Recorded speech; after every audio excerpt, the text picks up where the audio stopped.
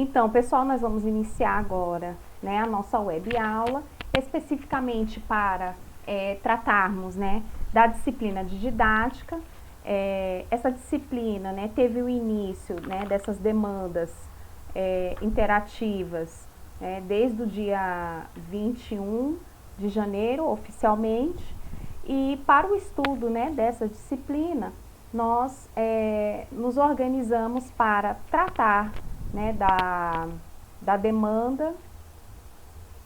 Deixa eu só compartilhar aqui com vocês corretamente a tela.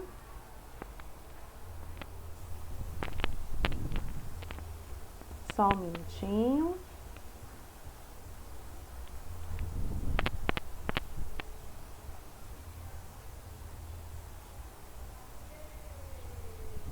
Ótimo, certo. Então, tá ok? Vou compartilhar agora com vocês.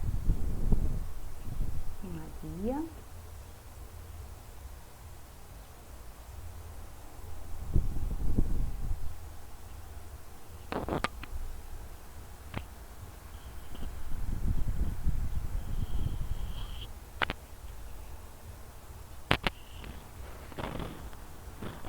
Todos conseguem visualizar? Só confirmem para mim, por gentileza. Ótimo, tranquilo. Então, vamos lá. Bom, então, como dito anteriormente, né, essa disciplina, ela tem por objetivo, né, de tratar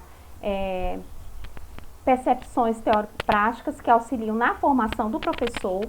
Essa disciplina é uma disciplina muito aguardada nos cursos de formação de professores, em especial os cursos de pedagogia, né, e demais cursos de licenciatura. É uma disciplina carro-chefe, né, para quem deseja atuar em contextos educacionais, né, e é uma disciplina que envolve conteúdos, né, de diversos campos dos saberes, ora já estudado por nós, né, e que será de suma importância a gente rememorar algumas situações, alguns contextos, alguns conceitos principalmente, para que a gente possa fazer as ligações corretas, né, desses campos de saberes, porque a didática em si é uma disciplina que faz uma relação entre teoria e prática dos atos educativos, das teorias educacionais, e que auxiliam sobremaneira a questão da formação e da prática docente, né? E aí eu apresento para vocês, né, algumas perspectivas em relação à questão de didática, quando a gente começa a perguntar aos professores, né, o que vocês entendem por didática, o que levam vocês a desenvolverem as suas didáticas, né, que tipo de relação você constrói quando você é questionado a questão da didática e o que você propriamente entende, né, sobre didática. E para auxiliar, né, nessa motivação, né, nesses pressupostos de reflexão, de questionamento, de problematização, aqui no Brasil nós valorizamos muito algumas percepções de alguns autores da área educacional, dentre eles o professor José Carlos Libânio, que desenvolve estudos tanto na área da filosofia quanto da área da própria didática, né? E ele apresenta, né, algumas percepções dos professores em relação à didática, né? Então, alguns professores percebem a didática como prescrições pedagógicas, ou seja, como receitas propriamente ditas, né, receitas pedagógicas, e como se essas receitas pedagógicas fossem, de uma certa forma, trazer algo bem estruturado, bem prático, bem fácil de se fazer, né, o ato educativo em si, né? Outros professores percebem a didática através das suas próprias experiências, desde as experiências mais tênues, que são aquelas experiências escolares, quando esses professores eram estudantes e que ali conseguiram criar vínculos e percepções e até mesmo modelos de prática dos seus professores, que foram seus grandes inspiradores. Eu, particularmente, já até contei para vocês uma das minhas motivações para ser professora, que aconteceu com uma professora na minha antiga 7ª série, uma professora de língua portuguesa chamada professora Marilda, uma professora muito rígida, uma professora muito séria, mas em contrapartida muito sábia, né, detentora de um conhecimento disciplinar da área da linguagem, né, de uma forma muito eloquente, muito eufórica, né, e que ela, na verdade, me motivou pelas frases que ela empregava, né, nas relações discursivas comigo, ou seja, quando nós íamos conversar, que ela me perguntava o que eu queria ser quando crescer, né, qual a disciplina que eu mais gostava. E aí, quando eu falava para ela das minhas aspirações, ela, Gisele, você tem tendência para isso, você tem tendência para aquilo. Então, essas experiências escolares, como o professor Libânio apresenta, são aquelas que intrinsecamente já estão construídas e enraizadas, né, pela motivação dos professores, e isso leva eles a desenvolverem práticas, né, modelos de didática para o trabalho em sala de aula. Outros professores, né, percebem a didática e acreditam que conseguem adquirir essa prática educativa, essa relação entre teoria e prática, através das tradições orais dos colegas, ou seja, da troca de experiência com os pares. E isso acontece muito com os professores mais experientes, recepcionando os professores menos experientes. Isso acontece nos campos de estágio, isso acontece com os professores recém-formados e recém-chegados às escolas, em que eles são recepcionados pelos professores mais experientes, né, os professores mais velhos, né, tidos ali como experts, né, naquele espaço, daquele ambiente. Então, é uma troca, né, entre os mais experientes e os menos experientes. Também tem-se as percepções de didática, né? O professor percebe da sua própria expertise, da sua própria prática refletida e sentida, ou seja, aquilo que ele sente, que ele constrói, que ele observa, que ele acredita como verdadeiro, né? Então, é uma autoconstrução, né, uma autopercepção da didática, né? É aquele professor autodidata que consegue perceber, né, como se dá a prática por meio da sua própria experiência, e isso é muito válido para que o professor crie processos reflexivos sobre a sua própria prática. Temos também a questão da didática percebida como tendências da moda pedagógica. A moda agora é trabalhar construtivismo, então vamos todo mundo no construtivismo. A moda agora é trabalhar sócio-interacionismo, então vamos todo mundo trabalhar sócio-interacionismo. A moda agora é trabalhar Reggio Emília, então vamos desenvolver práticas inspiradas em Reggio Emília. A moda agora é todo mundo trabalhar competências e habilidades BNCC, então os professores vão todos nessa vibe. Então, a vibe que está sendo colocada nesse momento, né, o que é que a gente chama de contexto histórico, é aquilo que vai levar o professor a desenvolver a sua didática.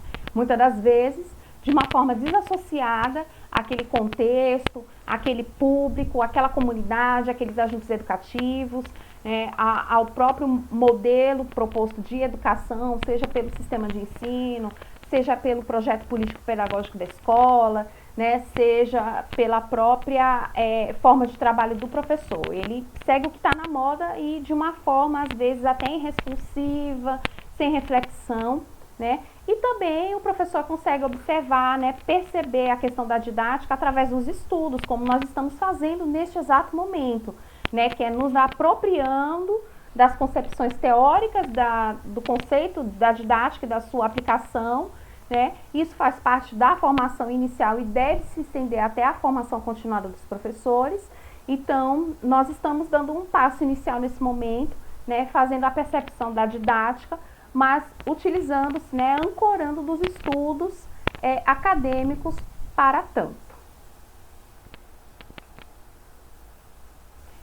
E daí, pessoal, eu também trago aqui algumas constituintes do campo da didática, né, enquanto disciplina de conhecimento, que foram aguçados pela professora doutora Maria Tereza Van Kijker, da Unesp, né, da Universidade Estadual de São Paulo.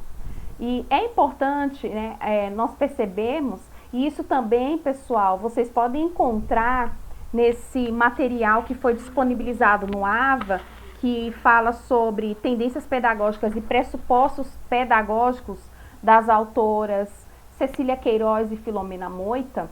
né, em que os professores, na verdade, vivem em suas práticas docentes uma verdadeira salada de concepções pedagógicas, né? Ele não sabe qual tendência ele segue, qual linha de raciocínio, qual metodologia, quais empregos de recursos, né, de acordo com que aquilo que se propõe a formar, que é um sujeito integral, né, um sujeito participativo, constituído como cidadão, dotado de inúmeras qualidades, competências, que tem que se levar os aspectos do desenvolvimento humano que nós já conhecemos, né, de uma certa forma, que é o aspecto social, o aspecto cognitivo, o aspecto afetivo e o aspecto físico, né? E aí isso se dá, né, essa salada de concepções, né, se dá pela falta, né, pela ausência de uma combinação harmoniosa entre a formação dos professores e as práticas sociais, ou seja, aquilo que se deseja formar para a sociedade, né? É a relação, é o biômio entre teoria e prática, né? E aí a professora Maria Tereza, ela vem nos auxiliar em que sentido?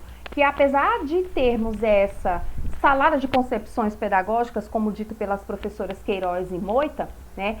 Mas a didática, ela se constitui como área de conhecimento, né? Como campo de saber, né, de uma forma interdisciplinar. Então, eu não tenho como entender e desenvolver didática, práticas educativas, formação de professores, se eu não me ancorar em outros saberes, se eu não me ancorar em outras ciências, tá? Como, por exemplo, a psicologia da aprendizagem, que nós já assistimos e já tivemos a oportunidade de estudar, aonde a psicologia da aprendizagem em si foca nas teorias de aprendizagem, ou seja, o modo como o aluno aprende, né? E isso é levado muito em consideração o ambiente que ele está, a proposta educacional vigente naquele contexto. A psicologia social, que utiliza dos contextos históricos, das fundamentações mais históricas, mais filosóficas, para justificar a questão do desenvolvimento, muito atrelada à questão também do desenvolvimento humano, que foi uma outra disciplina que nós tivemos a oportunidade de estudar, e ali a gente viu diversas concepções de desenvolvimento humano, né? Nós temos a sociologia da educação, que justifica as relações sociais, o indivíduo enquanto ser social, ser ativo, inserido numa sociedade constituída por diversos elementos e por diversas instituições, como a família, a própria escola, a igreja, né, as diversas instituições sociais. A filosofia da educação, que tem como base dar esse repertório de conhecimentos filosóficos, esses pressupostos teóricos que faz com que a gente compreenda a concepção de mundo, a concepção de homem, e o que devemos compreender, né, é o que dá essa compreensão do sentido e do conhecimento. A própria história da educação, que é um movimento histórico, né, os estudos dos contextos históricos, da aplicação e do crescimento e da evolução da educação, da própria história da pedagogia, que também nós já tivemos oportunidade de estudar. E as políticas educacionais, que será uma disciplina, né, que estará vigente, né, a qualquer momento para nós, e que ali se anseia toda a estrutura, toda a organização do trabalho educativo, né, em prol, né, do que se deseja formar, do que se deseja construir, do que se deseja, de fato, idealizar, ok? E então, pessoal, nós precisamos compreender de fato o que nós vamos estudar nessa disciplina de didática. Então, nesse primeiro momento, eu trago aqui como destaque para vocês que nós iremos estudar aqui, hoje, nessa aula, três assuntos, três conteúdos propriamente dito. Nós vamos aqui compreender, né, um pouco mais, rememorar as concepções de educação, depois, propriamente dito, a questão da didática e depois das tendências pedagógicas. Nas próximas aulas, nós vamos trabalhar a questão do planejamento e da avaliação, que são conteúdos muito densos, não cabe nesse momento essa discussão, tá? Mas nós vamos ter oportunidade de desenvolver também, né, os entendimentos necessários sobre esses dois conteúdos. Bom, em todos os elementos constitutivos da dinâmica escolar, quais sejam, né, a reflexão pedagógica necessária, a implementação de um projeto educativo, com as suas concepções explícitas através do seu planejamento e a efetividade através da dinâmica cotidiana, é o que dá base para entendermos a importância da didática no contexto educativo. né? E para tanto aí nós temos a figura do professor, que é o principal agente educativo, né? E que esse professor, né, para desenvolver as suas práticas docentes, para desenvolver a sua prática educativa, né, para que ele possa desenrolar o processo ensino-aprendizagem, é necessário que ele tenha conhecimentos da disciplina, ou seja, conhecimento dos conteúdos, né, daquilo que foi construído e acumulado historicamente pela humanidade, né, e aí a gente, né, necessita ter esses conhecimentos, ok? Outra percepção também que nós precisamos ter é sobre a questão das metodologias, ou seja, dos recursos, dos métodos propriamente dito, e isso varia muito de acordo com o contexto histórico, com a concepção teórica de aprendizagem, né, que se deseja formar, do próprio indivíduo em si, né, para que se possa buscar recursos, mecanismos, métodos adequados, né, para o êxito do processo ensino-aprendizagem, e o próprio ambiente, porque o ambiente também influencia nesse processo. O próprio ambiente também normatiza, né, dá o viés ao trabalho educativo. Então, é necessário também nós termos essa percepção de ambiente. Então, nesse primeiro momento, nós vamos fazer um resgate sobre concepções de educação. Essas questões de concepções, nós tivemos oportunidades de estudar, né, de uma forma bem mais intensa na história da educação, principalmente, né, onde a gente percebeu a educação e como ela se posiciona ao longo do tempo, de acordo com os movimentos históricos, né, pleiteado pelos movimentos sociais, econômicos, políticos, culturais, vigentes em cada época, que tipo de pensamento e corrente filosófica se preponderava nesse momento em que você isola um determinado período, né, para entender a concepção de educação naquele contexto. E nós tivemos aí a âncora da disciplina de filosofia que nos deu grandes embasamentos para que pudéssemos compreender, né? Então, a educação nada mais é do que um fenômeno propriamente dos seres humanos. Significa afirmar que ela, ao mesmo tempo, é uma exigência do processo, né, de trabalho, e bem como ela é um processo de trabalho, né? Então, a decisão que nós vamos ter em relação às práticas educativas, né, se faz muito por percepções políticas, né, filosóficas, né? Então, se faz por uma tomada de decisão, né? Então, a partir do momento que eu tomo essas decisões, eu começo a realizar o trabalho, começo a desenvolver o processo ensino-aprendizagem, e todo esse encaminhamento, né, do processo ensino-aprendizagem se dá por meio de decisões, ou seja, o professor decide, né, todo o caminho, né, todo o percurso desse processo ensino-aprendizagem. E aí, pessoal, é importante nós compreendermos que a educação é um sistema macro, né, e que dentro dele nós temos microsistemas, aí lembrando um pouquinho da teoria de sistemas, né, que a gente teve a oportunidade de estudar um pouquinho lá na sociologia, tá? E solicito a vocês a rememorarem isso, né, na disciplina de sociologia lá no primeiro período, né? Então, a educação visto aí como um sistema macro, né, e ali a pedagogia é uma área específica da educação, e a didática, por sua vez, né, é uma disciplina que compõe os estudos pedagógicos, tá ok? E aí, pessoal, dentro da educação, né, nós podemos aqui compreender que é necessário termos concepções de homem, concepções de sociedade, concepções de cultura, das instituições sociais, que a educação, ela se divide, né, em uma educação intencional e uma educação informal. Esses estudos foram, inclusive, apresentados e estão disponíveis no material didático, no AVA, né, nos slides que foram disponibilizados para estudos. E eu trago aqui uma definição do professor Demerval Saviani, né, onde ele coloca que o objeto da educação diz respeito à identificação, né, dos elementos culturais, até como eu coloquei aqui, concepções culturais, né, pelos indivíduos, ou seja, pelo próprio homem, né, e e que esse processo, né, é o que faz se tornar humano, né? Então a educação permite o homem a se tornar humano, né? Então é papel da educação a seleção essencial, né, e os acessórios do que o homem necessita compreender, né? E que esse processo deve ser desenvolvido em ambientes formais de educação, ou seja, nos ambientes intencionais, aonde a gente pode promover essa formação do homem, tornando-se uma condição humana. E aí eu apresento aqui para vocês, né, essas divisões em relação às concepções de educação.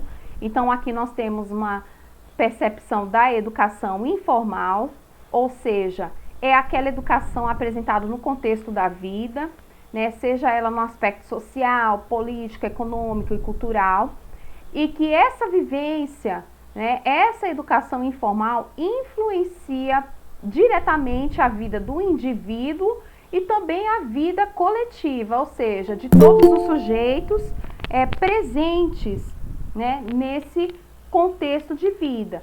Até porque a gente estudou lá na disciplina de sociologia, né, e também na disciplina de sociologia da educação, né, que o homem, ele é um ser social e que ele se constitui social à medida que ele estabelece relações entre os seus semelhantes, ou seja, a relação entre os próprios homens, né?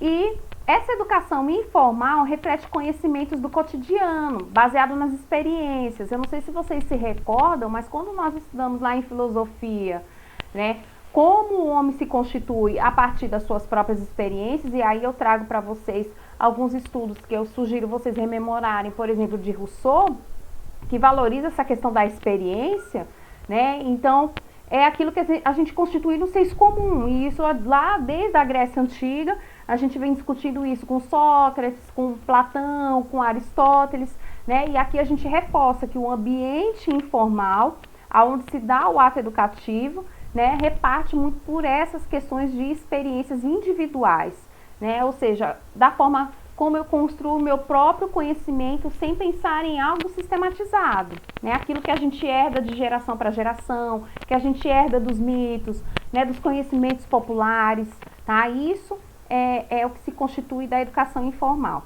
né? Boa parte dessas influências ocorre de modo não planejado. Ora, uma dica que eu dou para vocês, sempre que se pensarem em didática, vocês sempre vão relacionar palavras-chave, como planejamento, avaliação, métodos, tecnologias, né, processo ensino-aprendizagem. Todas essas palavras-chave sempre vai remeter a vocês a algo muito processual, ou seja, algo muito organizado, muito metódico, né?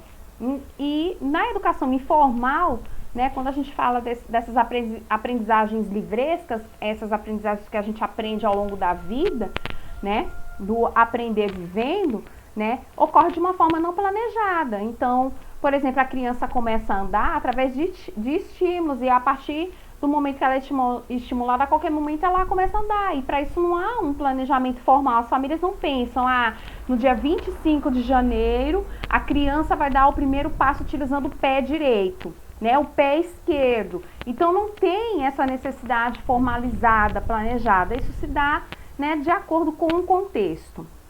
E também não tem objetivos pré-estabelecidos, ou seja, aquilo que é apresentado é dito como verdade, né? Você não precisa pré-estabelecer metas, pré-estabelecer objetivos para ser alcançados. Eu quero ser um astronauta, né? Então, eu sei que eu tenho que estudar, eu sei que eu tenho que conhecer alguns objetos, mas esse meu desejo, né, não está nesse momento algo sendo prioritário, pré-estabelecido, né? Então eu preciso de outras experiências e eu não necessariamente preciso pré-estabelecer prioridades para alcançar algo tão íntimo que eu desejo, né? E nesse contexto de educação informal, né, quais são os efeitos educativos que a gente possui, né? São os efeitos imediatos, propriamente dito, né? E para isso nós temos aqui alguns exemplos de instituições informais por onde ocorrem esses atos educativos, como por exemplo a família, é o primeiro ambiente educativo do indivíduo, isso a gente já está careca de saber e conhecer, e já estudamos também o porquê que a família é considerado o primeiro ambiente educativo do indivíduo. Nós temos a igreja, nós temos o trabalho, né? Nós temos aí diversos outros espaços e instituições que auxiliam nessa educação informal. Bom, nós temos também a necessidade de compreender a educação também como um processo intencional. E dentro do processo intencional, eu posso ter, né, uma perspectiva formal da educação e uma perspectiva informal da educação. Né? No nosso próprio material didático, nós temos aqui a percepção formal da educação. Né? Qual é essa percepção? Né? É conceber a educação de uma forma estruturada, organizada, planejada intencionalmente, ou seja, eu tenho uma intenção educativa para ser exercida propriamente dita. Né? Eu necessito desenvolver uma relação entre ensino e aprendizagem, né? Inclusive estabelecer espaços para que se ocorra isso, né? E a escola é um espaço formal, né, para se desenvolver a educação, né? Uma educação formal, cursos de aperfeiçoamento, cursos institucionais que a gente encontra, né, com certa facilidade, né? Então são espaços formais de educação, e nesses espaços formais a gente desenvolve o trabalho pedagógico em si, né, que é um dos braços da didática nesse sentido. E também nós temos, né, a educação não formal. Ela é intencional, mas ela não é formal. O que eu quero dizer com isso? Não é reconhecida como uma instituição propriamente dita de ensino, né? E ali você não estabelece pré-requisitos, né? Então, por exemplo, na escola tem alguns pré-requisitos, a questão da organização seriada, né, das séries, um currículo estruturado, um projeto político-pedagógico, os agentes educativos com formações pré-estabelecidas, uma legislação atuante em cima desses ambientes, né? Já na educação intencional não formal, a gente não tem essas exigências e também não tem uma estruturação pré-definida, né, para a sistematização do conhecimento. Então, ali a gente tem aqui questão de sindicatos, meios de comunicação, os espaços agregados que auxiliam os processos educativos da educação intencional em espaços formais, né, de ensino, né? Então, nós temos aí essas instituições aqui funcionando como braços nesse sentido, mas também que exercem, né, atos educativos, mas numa perspectiva não formal. Depois disso, né, depois de analisar aquele grande sistema onde a educação é considerada ali o macro, nós temos aí uma subdivisão que é a pedagogia. A pedagogia é a ciência que estuda o processo educacional em si. Ela investiga, né, investiga o ato educativo, propriamente dito, e se divide em 3 partes. Nós temos a questão da teoria, né, que são as fundamentações que estruturam o ato educativo. Aí nós temos o exemplo da filosofia da educação e as políticas educacionais, por exemplo. Nós temos aí uma outra divisão da pedagogia, né, que são as pesquisas, né, que são as evoluções do que ocorre ao longo do tempo. E aí nós temos as disciplinas âncoras que auxiliam sobremaneira nessa compreensão, que é a biologia da educação, a sociologia da educação, a psicologia da educação, a história da educação, que são disciplinas que têm um foco de pesquisa, né, que levam o professor a desenvolver pesquisas para compreender o ato educativo. E também nós temos a pedagogia dividida na questão da prática, né?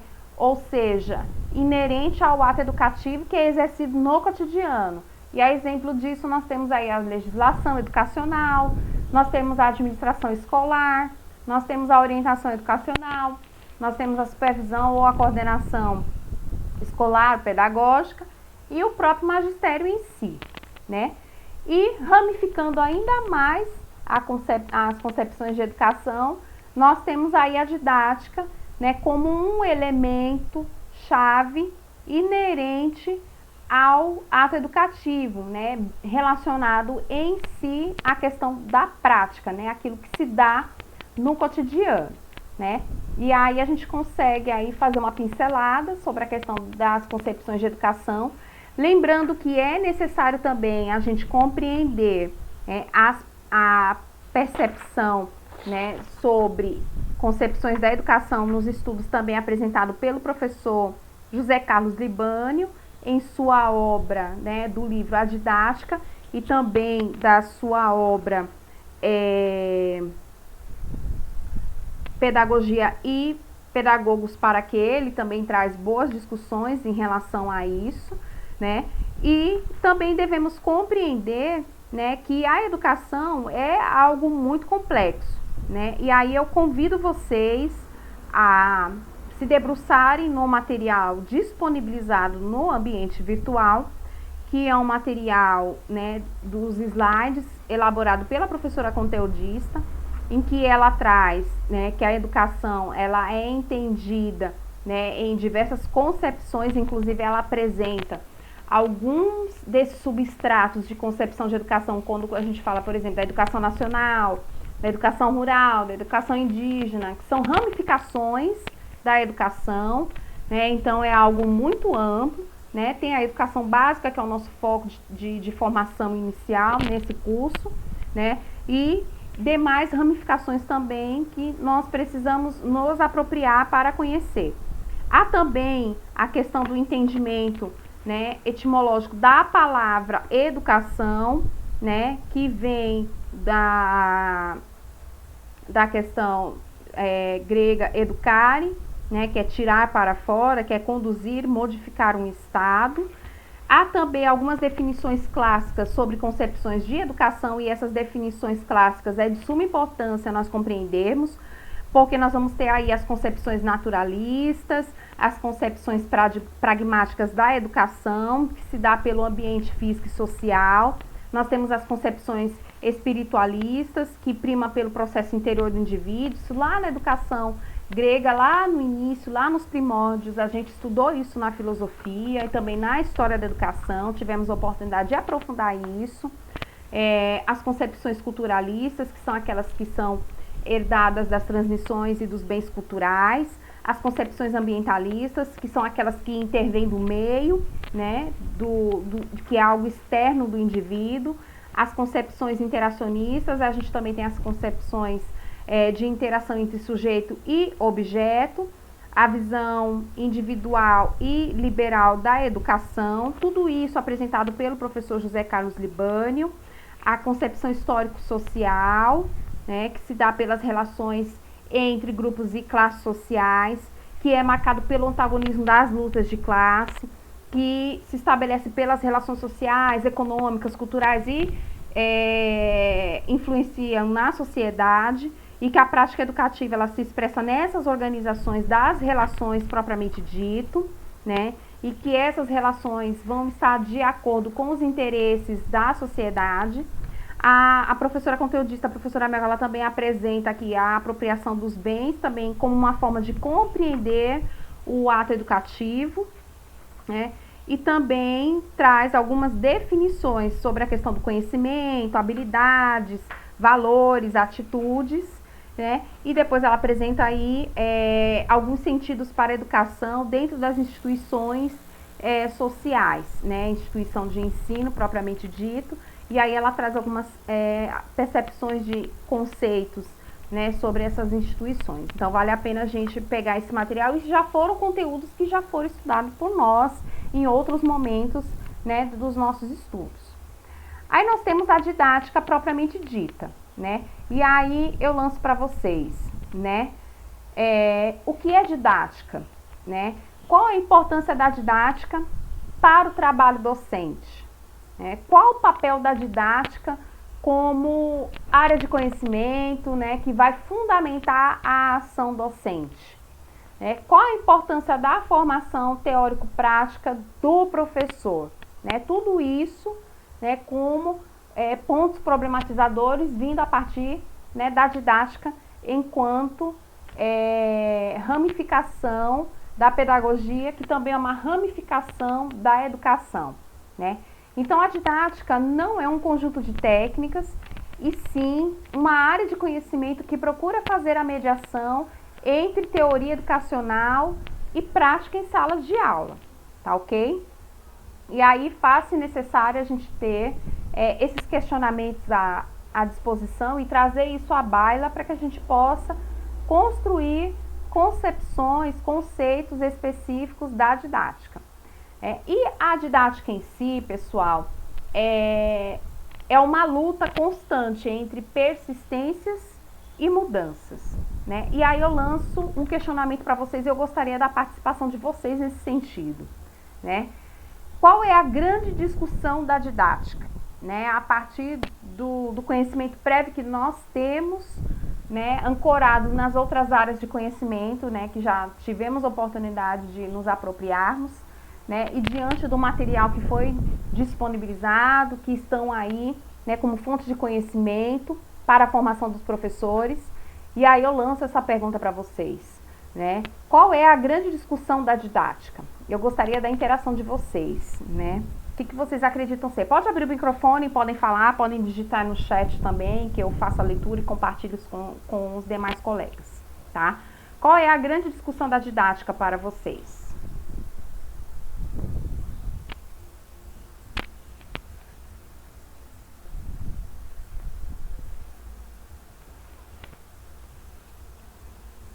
Vamos lá, pessoal?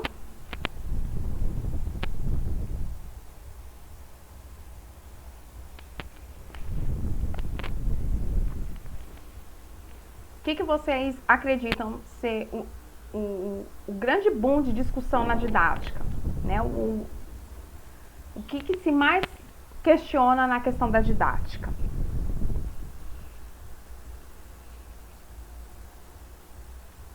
O Igor está dizendo que se discute muito a questão do planejamento. É uma vibe, né, da área da didática. É algo que inquieta muitos professores, inclusive. Né, quando se fala planejamento, tem professores que, inclusive, têm pânico, têm pavor dessa palavra, porque planejamento lembra a gente algo muito burocrático, muito sistematizado, muito repetitivo, muito engessado nesse sentido, né? E o objeto a Leila está colocando que o objeto, né, de estudo da didática é o ensino e a aprendizagem em suas metodologias de ensino. Ótimo, esse é o grande objetivo de estudo, né, proposto pela didática, né, a questão do ensino e aprendizagem, excelente, né. A Ana Carla diz que o método de ensino é uma das grandes discussões da área da didática, né, mas levando toda essa discussão levantada por vocês, né, na verdade, a grande discussão da didática e fazendo essa relação entre esse biômio, persistências e mudanças, né, é a questão de que nós temos aí um modelo, né, um perfil, na verdade, essa palavra adequada, um perfil de aluno dentro de um contexto histórico, né, e aí eu vou dar um exemplo muito enfático, né, o aluno do século XXI, é um aluno nativo digitalmente, nascido pelas interações sociais e tecnológicas, né, ancorado de possibilidades, e professores ainda formados e exercendo suas práticas ainda do século XIX.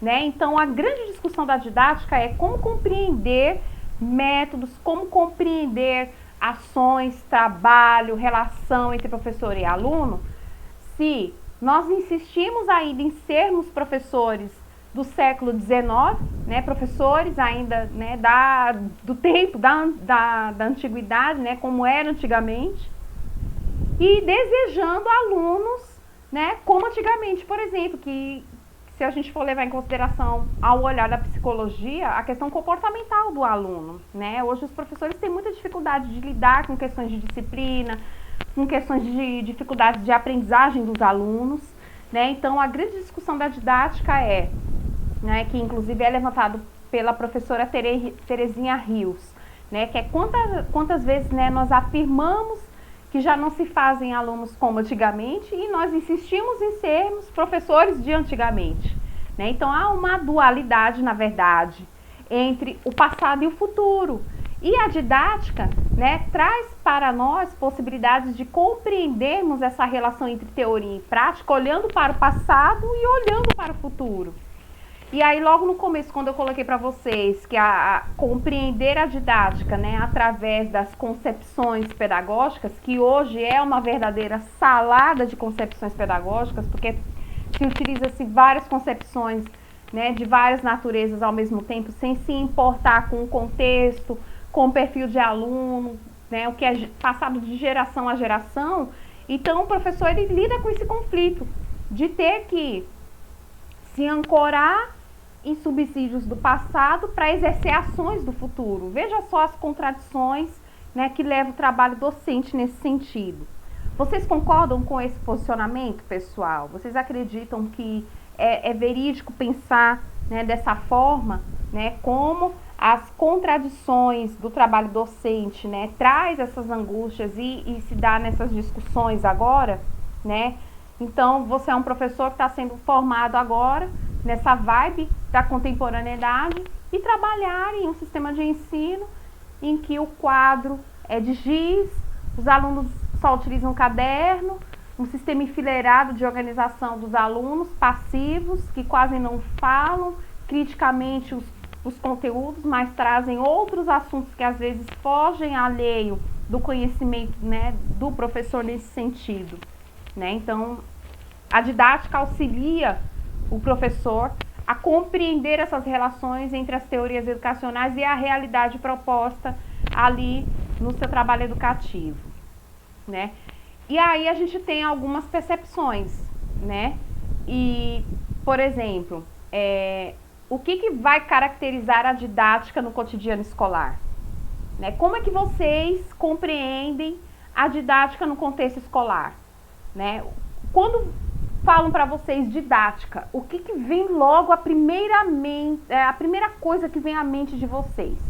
Né? Quando falam de didática dentro da sala de aula, dentro do espaço educativo, né? É o da própria experiência de vocês. Quando falam didática, o que logo de cara, né, vocês lembram isso? Euridice, pode abrir seu microfone e interagir também com a gente, viu? Bora lá, pessoal. Podem fazer as observações de vocês. Quando falo didática, qual a primeira coisa que vem à cabeça de vocês?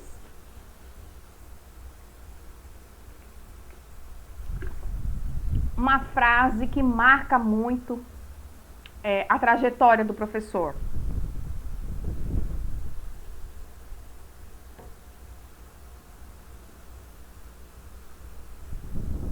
Vamos lá, pessoal? Tô esperando aqui as interações de vocês aqui no chat.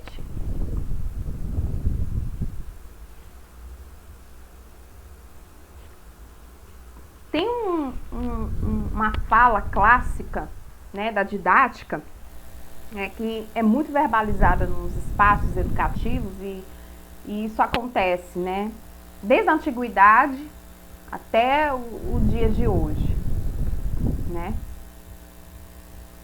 Quem daqui consegue lembrar dessa frase?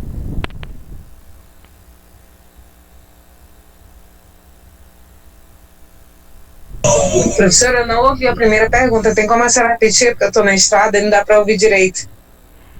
Eu coloquei aqui para vocês, né, quando a gente fala da didática, qual é a primeira frase que vem assim na mente de vocês? Quando fala de didática, o que lembra de imediato vocês, né? Falou didática, é algo automático para vocês, né? O que vocês conseguem associar das experiências que vocês já têm, né? Daquilo que vocês já estudaram quando falam didática. Poxa, quando fala didática, eu me lembro disso, né? Inclusive tem uma frase clássica, né, que a gente utiliza muito. Planejamento, metodologia, organização, estratégia, eu creio que seja isso, mais ou menos. Certo. Ó, a Brena acertou em cheio. A Brena colocou, didática é a arte de ensinar. Né? Quantos de vocês já ouviram esse professor não tem didática? Quantos de vocês já ouviram ou já falaram? esse professor não sabe ensinar. Vocês já ouviram isso? Já, muitas vezes. Tem alguns professores que tem muito, ele é muito inteligente, mas ele não sabe conduzir uma aula, né, professora? Verdade. Sabe, e isso traz uma angústia tremenda para o professor. Porque a gente sabe que o professor, ele escolhe sua profissão por uma tomada de decisão própria. Uns escolhem ser professor porque gostam, porque acham que nasceu para ser professor, porque gostam de interagir com os outros, né? Então, são diversos os motivos que levam o indivíduo a escolher a profissão docente, né? E através da prática, né, daquilo que ele vive no seu cotidiano, né, ele constrói as suas percepções de práticas educativas, né? E muitas vezes de forma dolorosa. Porque na formação inicial, e é uma grande discussão hoje na academia, né, não se forma o professor para a realidade. A impressão que tem é que se forma o professor para viver um mundo totalmente diferente, desassociado ao contexto. Nunca falaram para o professor que ele vai lidar com uma sala de 30, 35 alunos. Nunca falaram para esse professor que ele deveria de conhecer a individualidade, a história de vida dos seus alunos. Né? Nunca falaram para o professor que ele deve construir métodos e recursos para que ele possa dirimir de uma forma satisfatória os conhecimentos acumulados pela humanidade. Né? Então, são várias questões. Né? E aí a gente constrói essas primeiras percepções da didática, acredito eu, que seja das nossas próprias experiências, na verdade. E aí eu trago uma fala de uma aluna extraído, né, de um material didático que a gente escuta muito. Os alunos do ensino médio falam isso na cara do professor. Professor, o senhor não sabe ensinar, sua aula está ruim, eu não estou entendendo nada, o senhor não sabe explicar, a gente pergunta uma coisa, o senhor diz outra. Né? Então, os alunos do ensino médio, os adolescentes, já têm essa liberdade de expor as suas opiniões. Mas os alunos menores não, imagino. Os piquitititos da educação infantil falar um professor, uma criança de 3 anos, professor, essa hora não tem didática. Né? Então, isso se torna angustiante. Como é que o professor percebe que ele não está desenvolvendo ali uma prática educativa consistente, coerente, motivadora, né? Pelo comportamento do aluno. Então, o professor precisa ler esses comportamentos, né? E aí, essa aluna, né, traz uma percepção de uma disciplina que ela gosta muito e que encontrou ali o professor no momento certo, na hora certa, naquela questão da exatidão, tudo certo, tudo de bom, né? Como junta, né? O professor junta as coisas da vida, as experiências da vida, o contexto da realidade com as coisas da disciplina. Então, a didática precisa fazer essa permuta entre as experiências da vida e as experiências da disciplina. Por isso que a didática, ela tem como base o conhecimento da disciplina, o conhecimento metodológico e a prática propriamente dita, né? Como a própria Ana Carla colocou, né? Como a própria Leila colocou, como o próprio Igor colocou, teve gente que colocou, a Euridice, colocou organização, né? Algo fundamental, né? Necessário ao trabalho docente, né? Então, um professor, né, tem o dom, já nasceu para dar aula, né? As aulas desse professor são organizadas. Euridice, uma frase para você, né? As aulas da professora Euridice são extremamente organizadas, né? É possível perceber que a professora Euridice planeja as suas aulas, né? Então, a gente consegue observar essas falas, né, do cotidiano e que são formas de feedback do trabalho docente, né, fazendo essa relação da didática. Então, ensinar é um dom que nasce, né, com o professor. Será que o professor desenvolve essas habilidades, né? Será que a disciplina, o conteúdo realmente é tão decisivo para o professor que não há como fazer aulas interessantes em áreas de conhecimento? Por exemplo, tem disciplinas que a gente tem extremamente dificuldade de exercer práticas educativas consistentes, que cheguem, né, no seu alvo, que é a aprendizagem do aluno.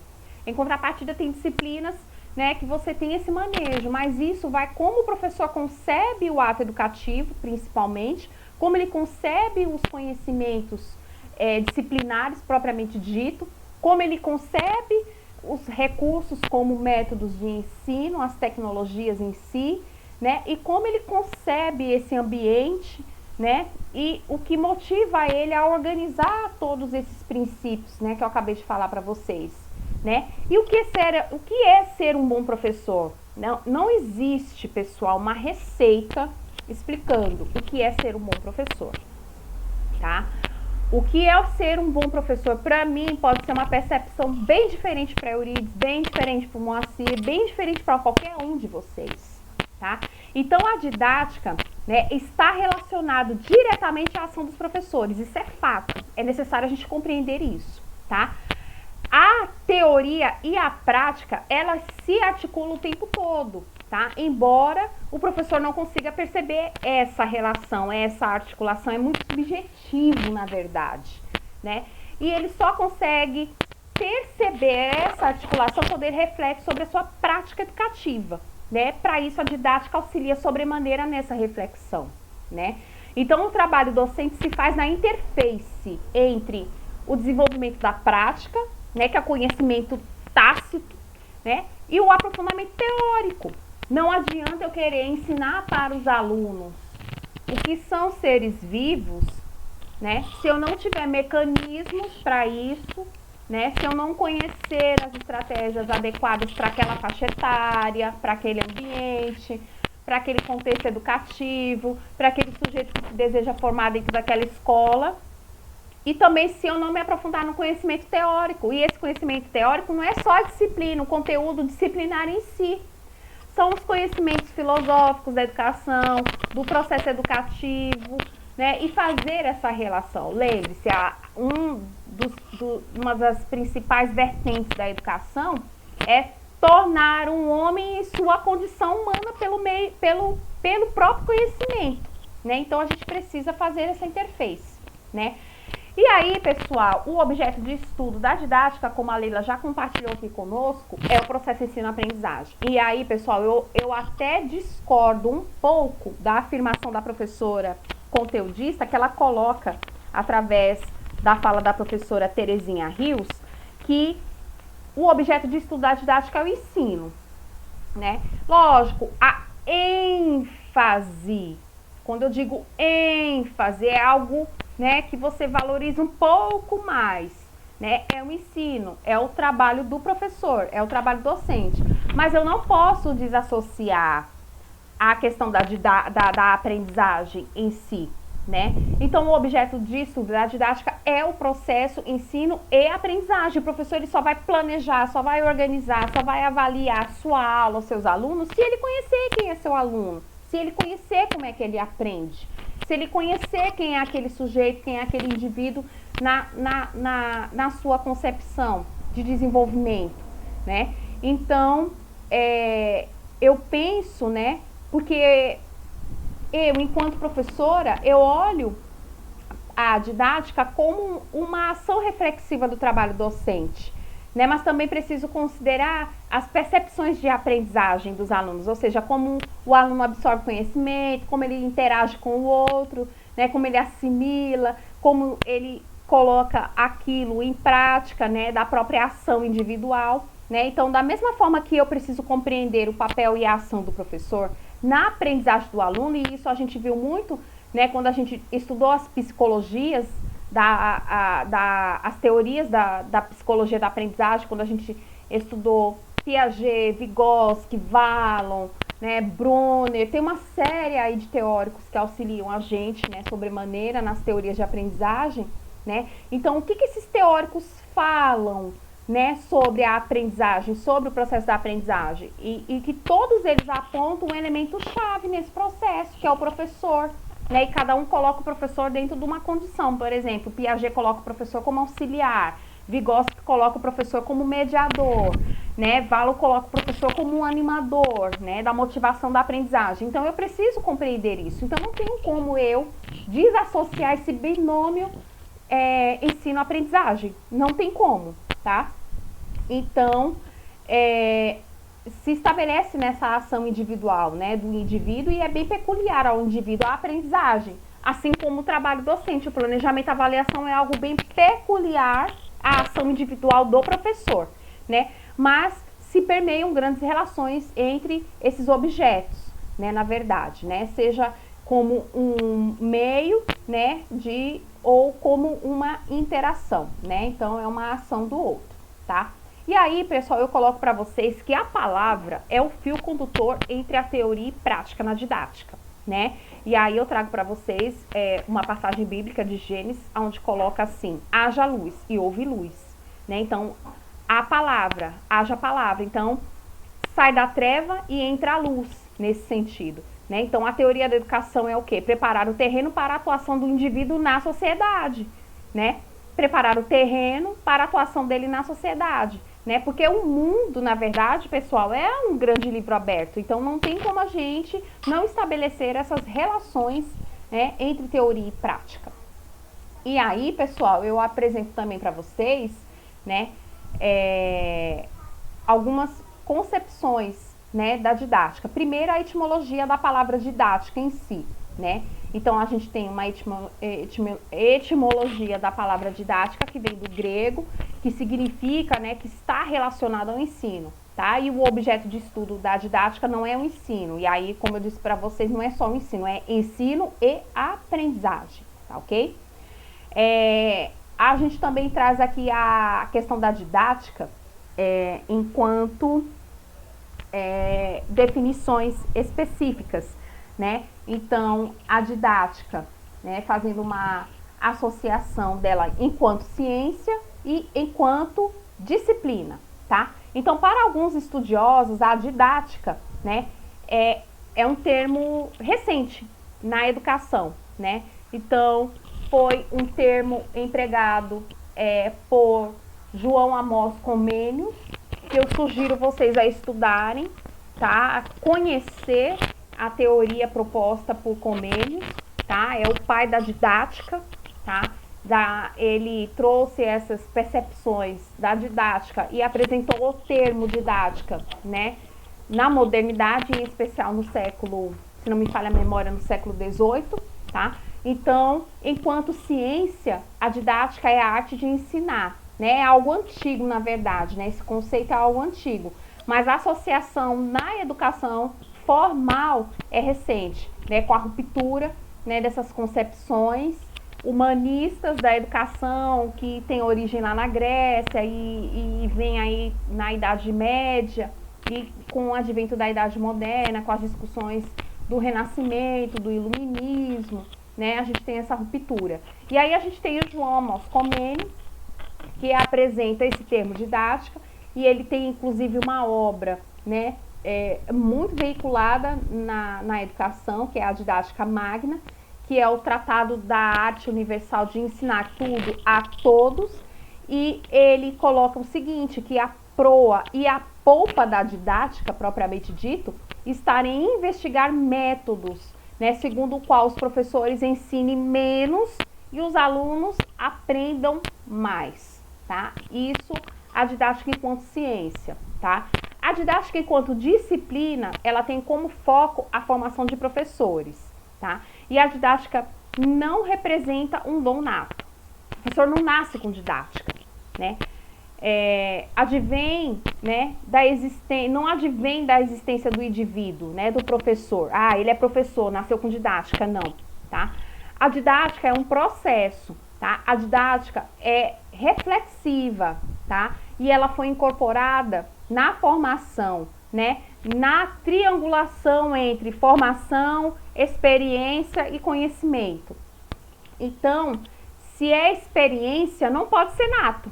Olha aí a psicologia do desenvolvimento humano, né? Olha aí a psicologia, quando a gente estudou os pressupostos psicológicos da formação, né, do indivíduo. A experiência é algo exercido, adquirido, aprendido, né? Não nasce com o indivíduo, né? Então, a didática se dá por meio de experiências, tá? Então, não pode ser nato do professor, tá?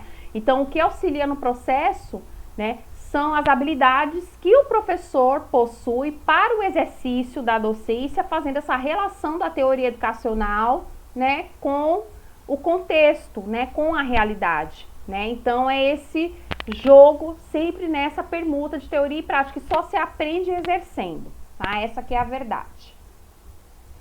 E aí, pessoal, nós temos aqui, né, o que se configura como ensino, e aqui a gente tem o que configura o ensino, é a prática social específica que ocorre no processo educativo, nos ambientes formais ou formais, onde se estabelece a educação, né, e o objeto da didática, né, que é o ensino e a aprendizagem que ocorre na escola, que é o nosso foco de trabalho, né, a partir dos objetivos, da organização dos conteúdos e da avaliação desses.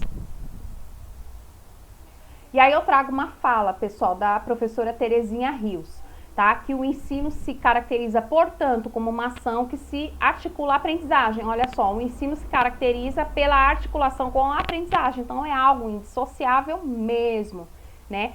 Então, a didática é uma área que tem como especificidade o estudo da prática pedagógica, né? E vai se ocupar do processo ensino-aprendizagem, tá?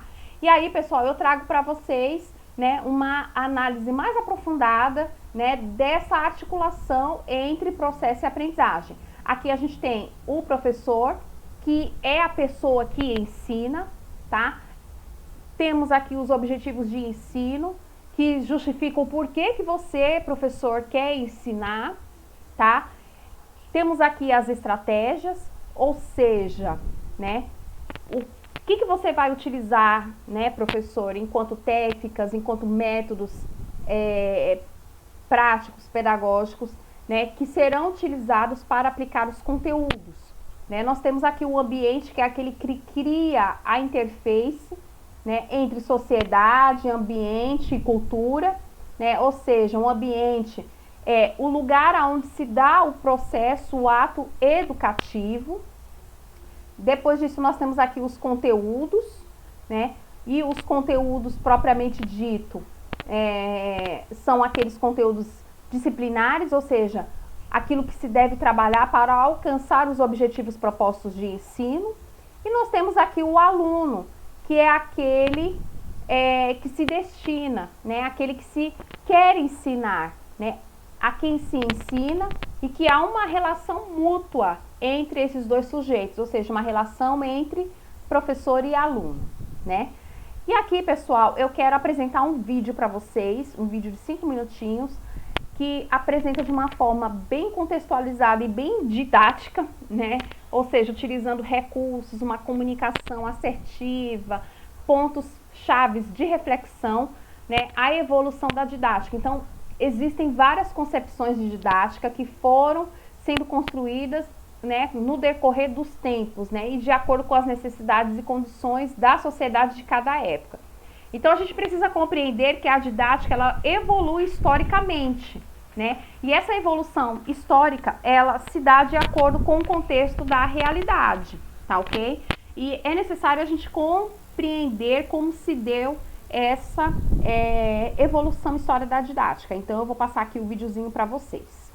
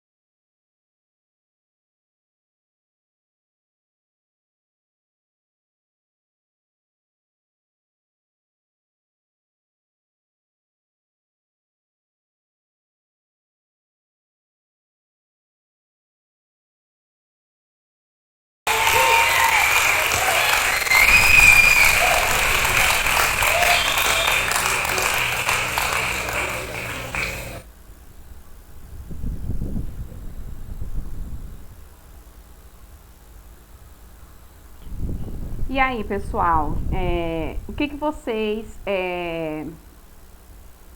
observaram o vídeo, viram essa construção histórica da didática, conseguiram compreender por meio desse vídeo como se dá a evolução da didática em diversos contextos? Pode falar, abrir o microfone, colocar no chat, só para a gente dar continuidade.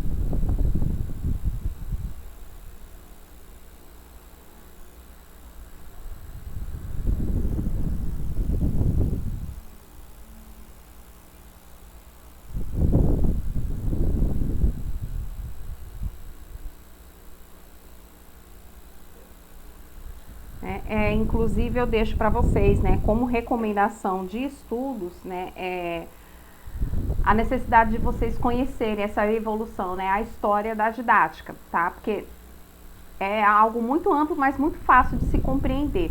Até porque a gente já tem conhecimento dos contextos históricos, então a gente vai dar só uma ênfase em conhecer quem foi aquele teórico, a sua contribuição, né? Então é muito mais prático de estar observando isso, ok? Pessoal, tá tudo tranquilo? Vocês estão conseguindo compreender? Tem alguma dúvida que queiram colocar até agora, para a gente dar continuidade aos nossos estudos? Tá tudo tranquilo?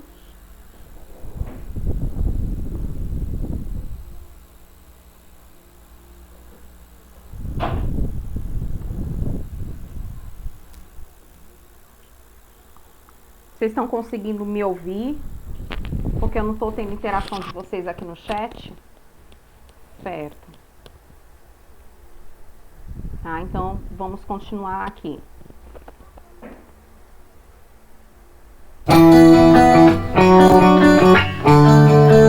Opa, deixa eu avançar aqui. Certo. Bom, pessoal, agora nós vamos falar um pouco das tendências pedagógicas, né? Pessoal, as tendências pedagógicas, elas não aparecem, né, na sua forma pura, né, e tampouco exclusivas na prática educativa, né, na prática escolar, tá? Dificilmente você vai encontrar, né, um espaço educativo, um sistema de ensino e olhar para aquele sistema de ensino, aquele sistema de ensino trabalha com uma concepção X, né, de educação ou uma concepção pedagógica Y, né? O que a gente vê, como eu já disse anteriormente, reforcei ao longo, né, dessa web, que a gente vai ver uma salada de concepções pedagógicas, né? Então, na verdade, a gente tem aí um emaranhado de situações, né? A gente tem, além desses arranjos desorganizados de concepções, né, de tendências pedagógicas, a gente ainda tem que relacionar a questão, a concepção de homem, a concepção de sociedade, a sistema político, a sistema econômico, cultural, enfim, uma série, né, de princípios que a gente deve fazer essa articulação, tá? Segundo o professor Cipriano Carlos Lucchesi, um grande estudioso da área da filosofia da educação, e eu recomendo vocês a estudarem as obras do professor, tanto os artigos, ensaios científicos, né, os livros propriamente ditos, são âncoras, né, de estudo, né, da pedagogia, dos cursos de licenciatura, propriamente dito, né. Segundo o professor Lucchesi, né, as tendências pedagógicas, né, são concepções pedagógicas, né, que pretendem dar conta de uma compreensão e de uma orientação de prática educacional, né, em diversos momentos e circunstâncias da história, né, da humanidade, tá? E isso, pessoal, é de suma importância a gente compreender, tá? Que existem essas relações, tá? Por quê? Porque isso vai permitir o professor se situar teoricamente, né, sobre as suas opções de trabalho, até a forma como o professor vai se articular e vai se autodefinir como um agente educativo, tá? E as tendências pedagógicas, né, assim como, né, a gente fez lá um resgate, né, de que forma se tem uma percepção de didática, né, como a gente viu no começo, aqui as tendências pedagógicas, pessoal, influenciam nas práticas pedagógicas, tá? As tendências pedagógicas buscam atender às expectativas da sociedade, As tendências pedagógicas têm origem nos contextos históricos, isso é fato, tá? Nas tendências pedagógicas, o professor constrói a sua própria trajetória político-pedagógica, tá? Ou seja, ele constrói a sua própria história de trabalho, né, educativo. E as tendências pedagógicas, quando bem apropriadas pelo professor, quando bem concebidas, bem percebidas, né, bem reflexivas, né, compreendidas pelo professor, né, ele transforma, na verdade, as práticas pedagógicas transformam o saber e o fazer do professor. Isso é fato, tá? Por que que eu digo que isso é fato? Quando você está numa escola e que você tem uma articulação entre gestão, professores, alunos, e que democraticamente vocês constroem, né, se constrói nessa escola, né, concepções de mundo, de educação, de sociedade, de homem, é fácil de você perceber e de criar conduções metodológicas para isso. Acredito que a gente consegue observar isso tanto na esfera pública quanto na esfera privada. Quer ver? Quando a gente fala de tendências pedagógicas na escola pública, imediatamente a gente vê as concepções da pedagogia de Paulo Freire. Aí a gente vai para a tendência pedagógica progressista, né, a libertadora. Nas escolas particulares, a gente vê essa salada de concepções pedagógicas, tá? Por exemplo, uma escola confessional, uma escola religiosa, né? Uma grande escola tradicional de cunho religioso, né? Então, provavelmente, a tendência pedagógica dessa escola é uma tendência pedagógica liberal tradicional, né? Porque tem as suas raízes na educação humanística, né? A educação cristã, né? O professor como principal articulador desse processo, né? E aí a gente vai estudando um pouco mais as teorias daqui a pouco, mas para vocês compreenderem, né? Num contexto, né? Como eu posso perceber essa tendência pedagógica? Ora, se eu, professor, estou trabalhando numa escola de concepção, né? De cunho religioso, e eu sei, enquanto professor, né?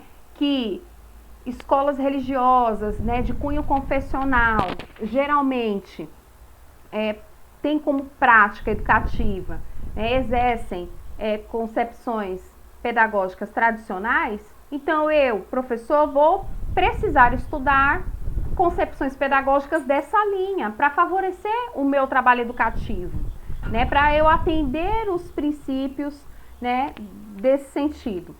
Ora, se eu estou numa escola que adota um sistema apostilado e que traz a receita pronta para o professor executar, do que ele tem que dar aula, do conteúdo, até das palavras que ele tem que falar, então é uma escola tradicional, tecnicista. Porque porque a questão da pedagogia tecnicista traz algo pronto e acabado só para o professor executar e o aluno cumprir. Bem, aí eu trago para vocês as escolas que dão uma ênfase no vestibular, né? E em preparar o aluno para ser aprovado no vestibular, por exemplo. As escolas do sistema 5S, né? Que a gente conhece. O que é o sistema 5S? São aquelas escolas que têm como uma concepção pedagógica a formação do indivíduo para o mercado de trabalho, né? O sistema 5S, que é o Senai, o SESC, o SENAC, né? E o SEBRAE, enfim, o sistema 5S, né? Então, por isso que é importante o professor se apropriar, né, dessas tendências e como eu consigo visualizar isso na prática. Porque eu vou chegar para o professor passou no processo seletivo, né? Tem uma escola X, uma escola da tendência montessoriano, valoriza o método Montessori, Maria Montessori, a gente teve a oportunidade de estudar isso, e eu recomendo a vocês a estudar, né, Maria Montessori. O que ela promove? O aluno organizando e construindo a sua própria aprendizagem, utilizando recursos adaptados para sua faixa etária. Montessori se preocupa muito com isso, ela não é pedagoga, ela é médica, né? Então Montessori se preocupa muito que no contexto educativo tudo tem que ser proporcional àquele aluno para atender às suas necessidades, então, mobiliário, os materiais didáticos, as relações estabelecidas, né? Então, tudo pensar para o aluno. Então, que tipo de concepção pedagógica eu, enquanto professor, que estou sendo contratado por uma escola montessoriana, preciso entender para desenvolver meu planejamento, as minhas avaliações, para estabelecer boas relações entre eu, professor, e os meus alunos, que são aquelas crianças de 5, 6 anos, de 12 anos, de 15 anos, né? Eu vou me ancorar na pedagogia tradicional progressicista, né? Que estabelece justamente o quê? Essa relação, né? Educação liberal, renovada, né? Não diretiva, né? Então, uma escola que se inspira nas experiências do aluno, né? Tem como base a experiência, John Dewey. Então, é uma tendência pedagógica liberal, renovada, não diretiva, por exemplo. E aí a Montessori é a renovada progressivista, né? Então, é necessário a gente ter essas percepções. Em relação às tendências pedagógicas, eu vou apresentar a vocês 2 autores que são muito trabalhados no contexto de formação dos professores, nos cursos de licenciatura, tá? Que eu sugiro vocês depois a se aprofundarem. Uma é a professora Ilma Viega Passos, tá? Ela traz uma concepção de didática dividindo, né, essas percepções, né, essas tendências pedagógicas em pedagogia tradicional, pedagogia renovada, pedagogia tecnicista e pedagogia crítica. O que a pedagogia tradicional traz como compreensão da didática? Como é que tem que ser a didática nessa concepção pedagógica, que é a concepção pedagógica tradicional? E a didática, ela, na verdade, é um conjunto de regras, né, que assegura o professor uma orientação do seu trabalho docente. Quem é o centro do ato educativo? O professor. E qual é o perfil e qual é a linha de trabalho que esse professor vai exercer nessa pedagogia, tá? Uma linha autoritária, tá? Nesse sentido. A professora Ilma também traz a pedagogia renovada.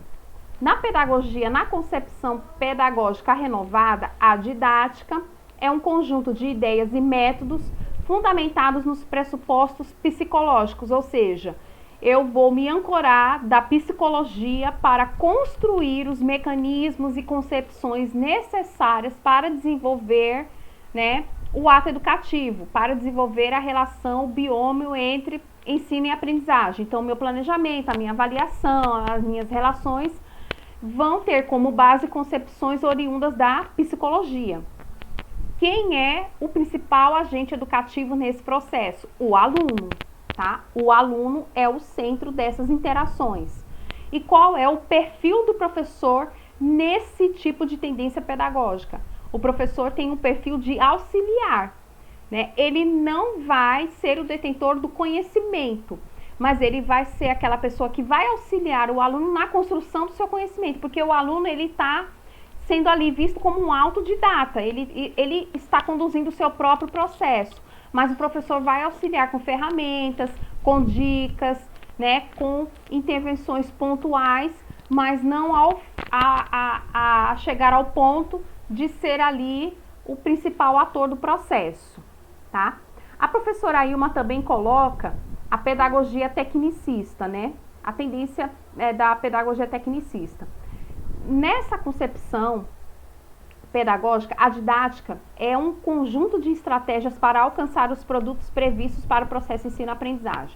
Toda vez que vocês pensarem, tá, na pedagogia tecnicista, sempre vão se reportar a processos, vão se reportar a produtos, a algo que você produz, né, que dá retorno para a sociedade, tá? Então, muito ligado à questão da indústria, do mercado de trabalho, de algo muito específico, tá? Que tem que preparar o aluno para exercer aquela função, aquela atividade, né? Para ser aquele homem que se deseja para aquela sociedade, né? Algo muito pontual, tá? Aqui a ênfase, pessoal, é no método, ou seja, o método é o principal agente nesse processo. Lembra o exemplo que eu dei das apostilas? Tudo está na apostila. Pessoal, abre a apostila. O que diz no livro de vocês? Que resposta você tem que me dar para aquela questão?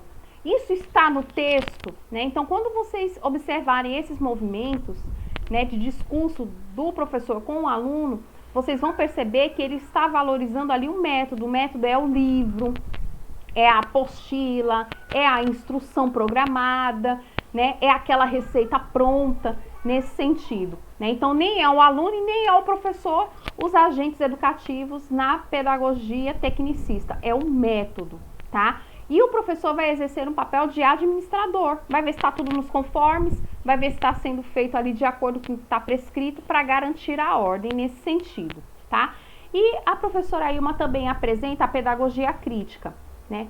A didática, né, na pedagogia crítica é um conjunto de ações para associar a escola, né, à sociedade, para associar teoria e prática e para associar relações entre professor e aluno. Qual é o principal agente educativo na tendência pedagógica crítica? O conteúdo, mais alicerçado da realidade social. Tem que estar em conexão o conteúdo tem que fazer sentido para aquele contexto social, tá? E qual é a função do professor? De mediador, né? Ele vai mediar os processos nesse sentido, tá ok? Bom, aqui eu também apresento para vocês as tendências pedagógicas na perspectiva do professor José Carlos Libânio, tá? Então, o professor José Carlos Libânio desenvolve grandes estudos, né, na área da didática e ele traz uma divisão das tendências pedagógicas em duas esferas, né? Ele traz essa divisão, né, para uma compreensão da aplicação da tendência pedagógica. Então, aqui, pessoal, nós temos a tendência pedagógica liberal, tá? Na tendência pedagógica liberal, né, o professor Libânio, ele traz o seguinte, que a didática sustenta a ideia de que a escola tem por função preparar os indivíduos para o desempenho de papéis sociais de acordo com as aptidões individuais, tá? Então, o aluno, né, a concepção de homem é formar um indivíduo para atender às necessidades dos papéis sociais de acordo com as suas aptidões, tá? E ele divide a pedagogia liberal em 4 grandes tendências, que é a pedagogia tradicional, a pedagogia progressivista, a pedagogia não diretiva e a pedagogia tecnicista, tá? Com o advento, pessoal, da modernidade, tá? Em especial no século XX, né, nós tivemos aí uma grande revolução das ideias pedagógicas, né?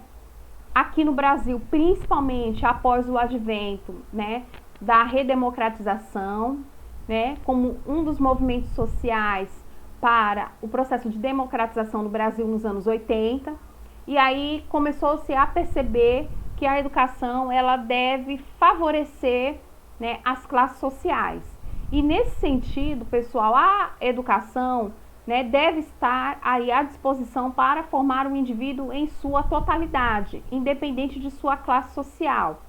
E através dessas percepções, né, começou-se a ter uma visão da pedagogia, né, do ato educativo, né, como forma de atender esses parâmetros. E aí nasce a pedagogia progressista, né, que dá essa noção de crescimento, de democratização, tá? Não da ideia positivista, né? Por exemplo, que está na nossa bandeira, a ordem e progresso, que é uma ideia positivista, e as ideias positivistas estão aí ligadas à pedagogia tradicional, tá? Mas é uma relação crítica da realidade.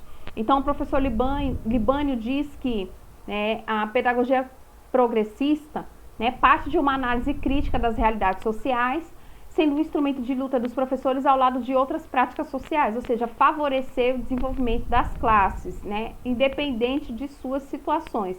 E, principalmente, favorecer o desenvolvimento, né, das classes subalternas, tá? E aí a gente tem, né, uma subdivisão da pedagogia progressista em pedagogia libertadora, pedagogia libertária e pedagogia crítico-social dos conteúdos. Pessoal, essas percepções das tendências pedagógicas, muito a gente estudou, né, na disciplina de currículo, quando a gente foi quando nós fomos convidados a conhecer as teorias curriculares, né, e ali nós nos apropriamos de algumas concepções, e aqui nós vamos resgatar alguns princípios, isso vai ajudar nas nossas compreensões, tá? Segundo o professor Libânio, a pedagogia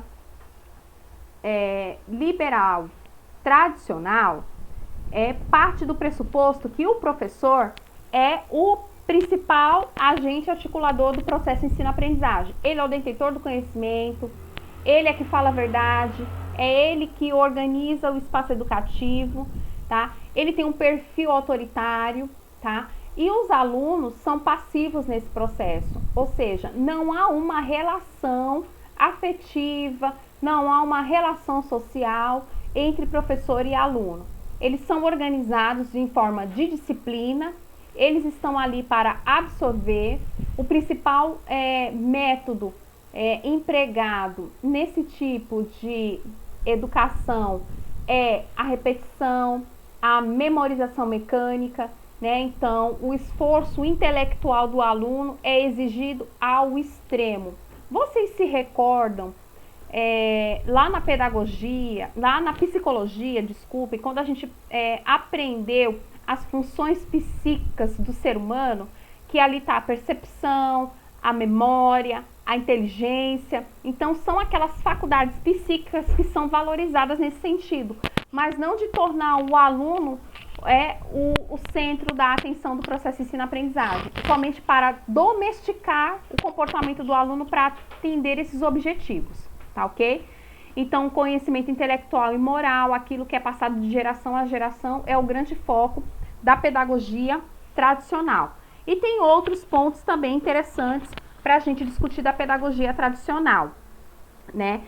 O aluno é considerado uma tábua rasa, e aí eu convido vocês a revisitarem os conceitos de John Luke lá na filosofia, quando a gente estudou esse teórico, e ele disse ali que o homem, né, a criança, o indivíduo é uma tábua rasa, e que é o professor que vai escrever nessa tábua, ou seja, vai construir todo o conhecimento, né, que o aluno deve adquirir, tá?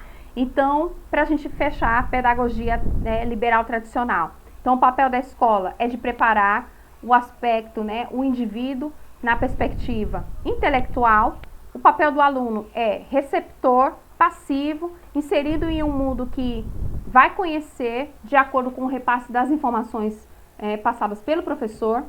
A relação entre professor e aluno é uma relação de autoridade e de disciplina. O conhecimento ele é dedutivo, são apresentados apenas os resultados e os alunos devem armazenar. Não sei se vocês se recordam de quando tinham que decorar a tabuada, né? Então, é mais ou menos nesse sentido. A metodologia, né, empregada, né, aulas expositivas, comparações, exercícios de repetição, exercícios de casa, tarefas grandes, densas, repetitivas, como cópia, memorização.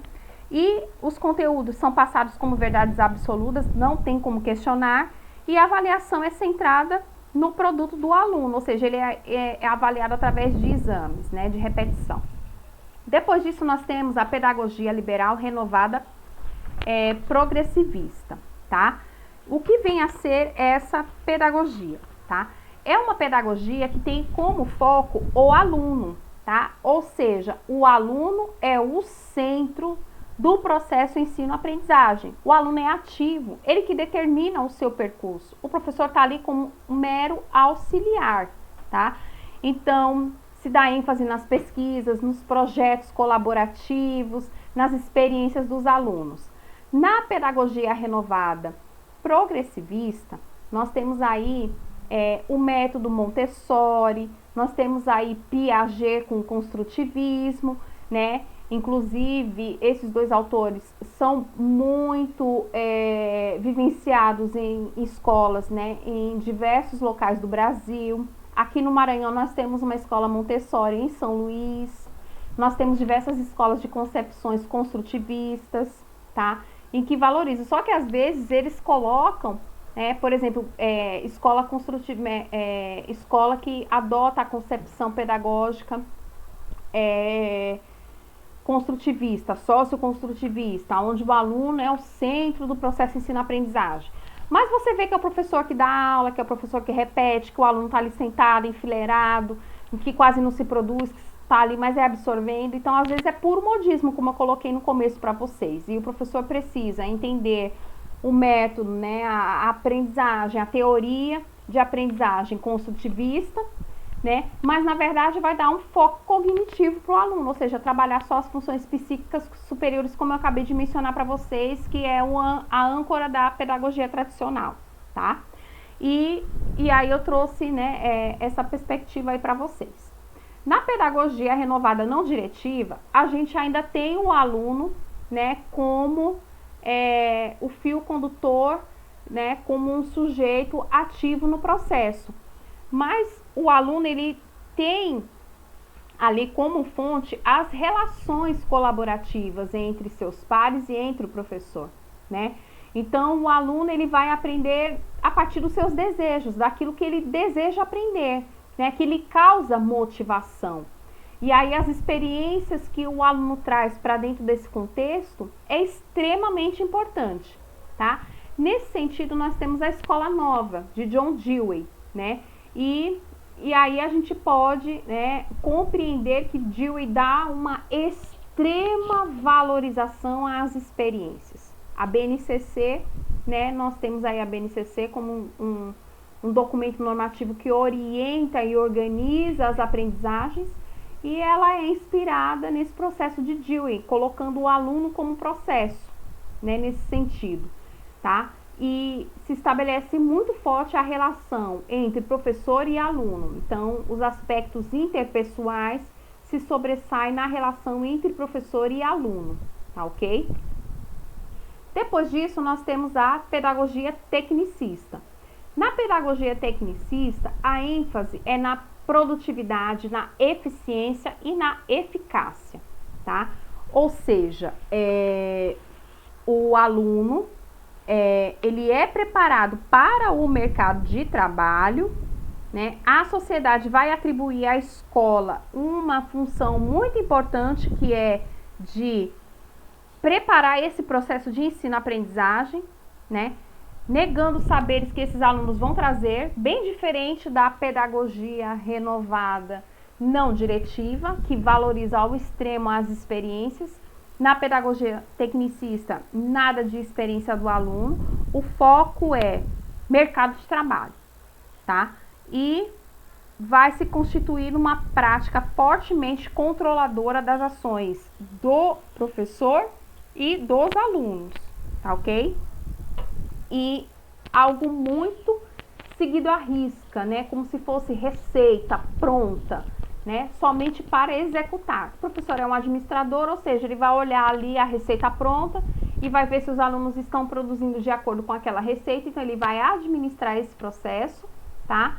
E não tem relação entre professor e aluno, é só chegar, né, e pensar num aluno produtivo, né? Uma escola que é considerada uma máquina de aprovação de vestibular, uma escola que é considerada uma escola com ênfase no mercado de trabalho, né, preparar o aluno para o mercado de trabalho, inclusive é um dos objetivos da educação, né, definidos nos primeiros artigos da LDB, das Leis de Diretrizes e Bases da Educação Nacional, ok?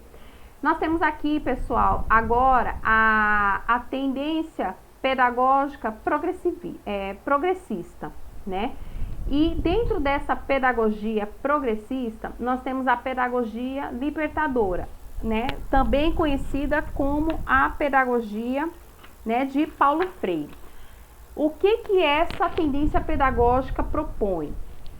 Propõe uma intensa mobilização entre os educadores, né, entre os professores, na forma de buscar uma educação mais crítica, né, mais conscientizadora, né, que promova a transformação social, que supere as desigualdades sociais existentes dentro daquele contexto, tá? Então, a pedagogia libertadora, é oriunda dos movimentos populares, dos movimentos sociais, né? E Paulo Freire tem uma associação muito forte nesse sentido, porque ele foi o precursor da pedagogia libertadora, né? Ou seja, o professor é um animador e o aluno é um crítico, né, em cima daquilo que está sendo proposto a construir.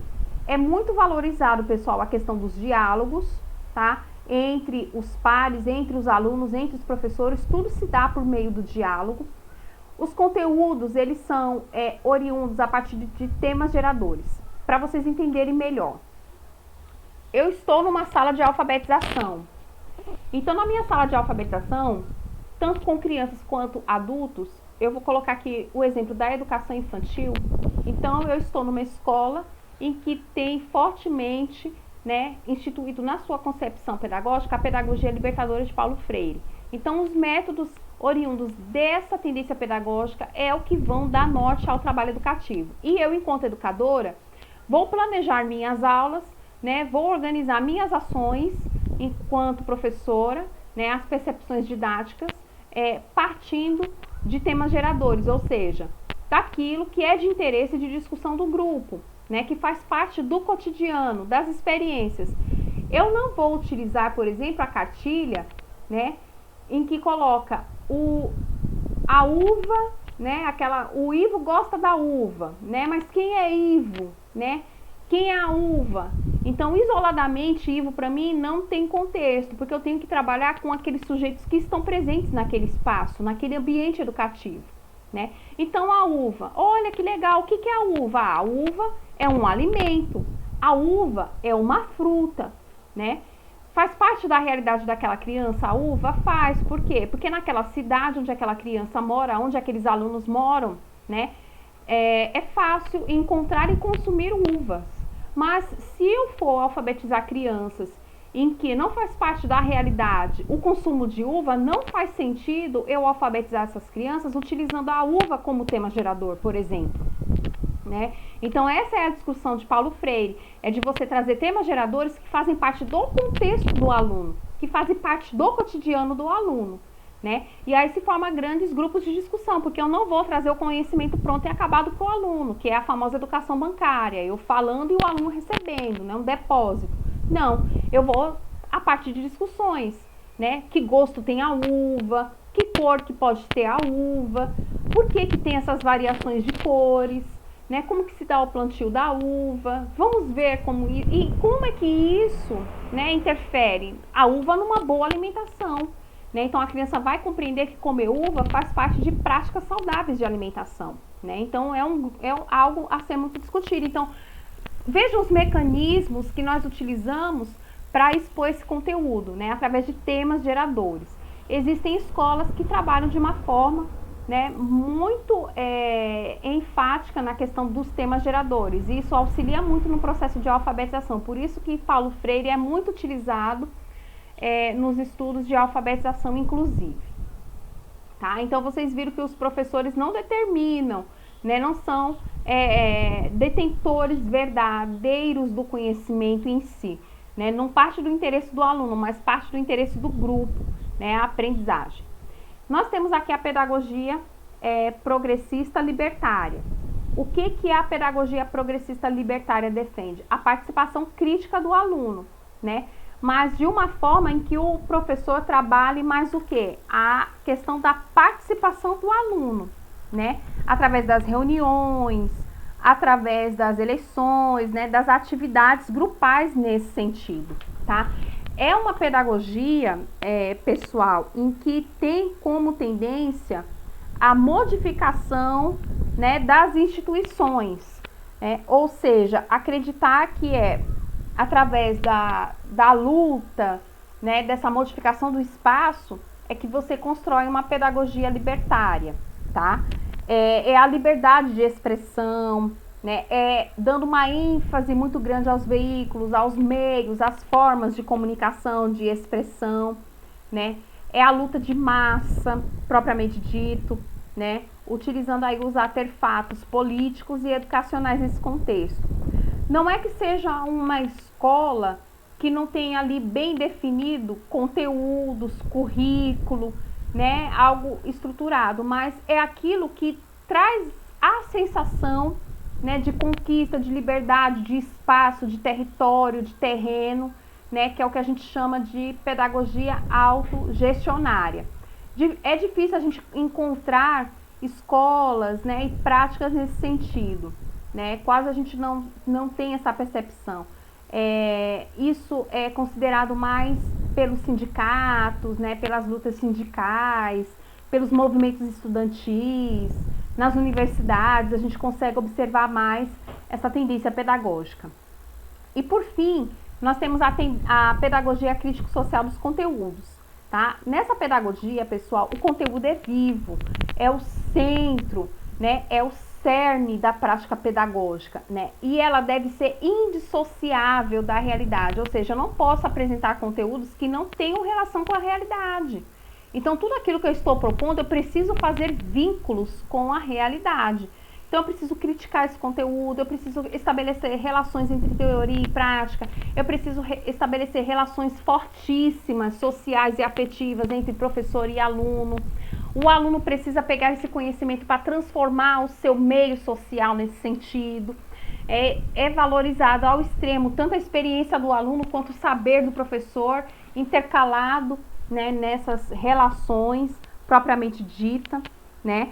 E ela vai priorizar, né, o domínio dos conteúdos científicos, mas através de métodos, através de críticas, através de construção, de conhecimentos, de habilidades, de raciocínio. Então, é algo muito bem meticulado entre todos os envolvidos no processo, tá?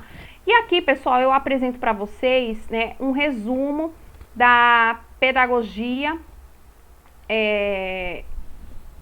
das tendências pedagógicas propostas pelo professor José Carlos Libânio, aonde a gente tem aqui, né, a pedagogia tradicional, tendo o centro do processo o professor, né? O papel do professor é um papel autoritário, o aluno tem um papel passivo no processo de ensino-aprendizagem, o método empregado é a aula expositiva, o foco, né, do conhecimento é o intelectual, nesse sentido. Nós temos também o foco, né, como eu disse para vocês, intelectual, o conhecimento intelectual.